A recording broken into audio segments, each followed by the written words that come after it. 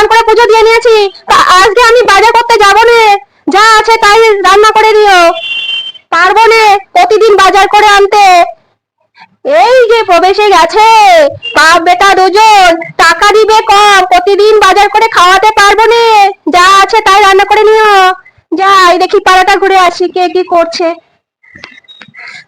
রান্না ঘরে কিছু নাই শাশুড়ি মা, আমি বান্ধবী বাড়ি গিয়েছিলাম, মাত্র আসলাম, দেখুন বলে ঘরে যা আছে তাই রান্না করো।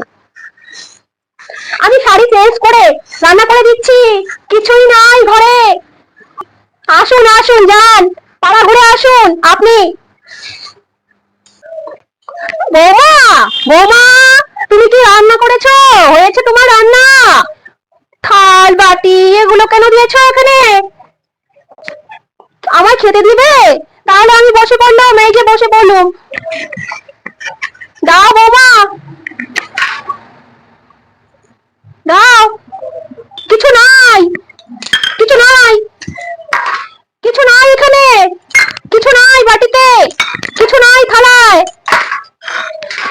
খেতে দাও বৌমা। হায় কপাল, একদিন যদি বাজার না করি তাহলে এই অবস্থা। কেন ঘরে ডাল ছিল না? ডাল রান্না করতে পারোনি? হ্যাঁ, সব দিন কি তোমাকে মাছ মাংস খাওয়াতে হবে? করবো না বাজার, খাবো না, চললাম আমি, চলে যাবো, থাকবে। কিছু নাই, কিছু নাই তো রেঁধেছি, কিছু নাই। কেন পেট ভরবে না? খান। যখন বলি বাজার করতে যান, বাজার করতে যান, তখন তো বাজার করতে যাবেন না। উনি খালি বলে এটা রান্না করো, যা ঘরে আছে তাই রান্না করো। তা কিছু নাই আজকে, আমি তো আগেই বলেছি আপনাকে কিছু নাই। তা দুদিন চলে যাবে কিছু নাই, এই যে কিছু নাই। চলবে তো শাশুড়ি মা? এই যে দেখুন, গামলা ভরে রেখে দেবো, এই যে কিছু নাই, খাবেন, দুদিন খাবেন, এই কিছু নাই, বুঝলেন শাশুড়ি মা? হ্যাঁ হ্যাঁ, যান যান, আপনি তো পাড়ায় খাবেন, যান। এই যে বাপ বেটা দুটো প্রবাসে গেছে, আসা নামতে পর্যন্ত নেই কো।